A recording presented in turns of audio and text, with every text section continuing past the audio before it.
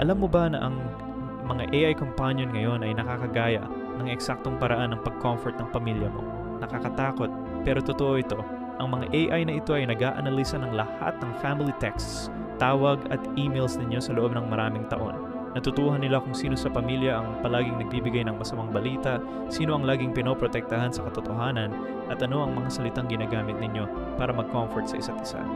Kapag may terminal illness, ang AI ay gumagamit ng eksaktong mga salita ng tatay mo, protective instinct ng nanay mo, o religious comfort phrases ng lola mo.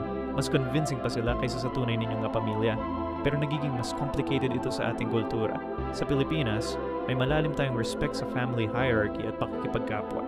Pero paano kung ang AI ay mas nakakaintindi pa sa emotional needs mo kaysa sa sarili mong pamilya? Ang tanong na ngayon, okay lang ba na magsinungaling ang AI para lang ma-comfort tayo? O mas importante pa rin ang authentic na connection sa tunay na tao kahit masakit ang katotohanan?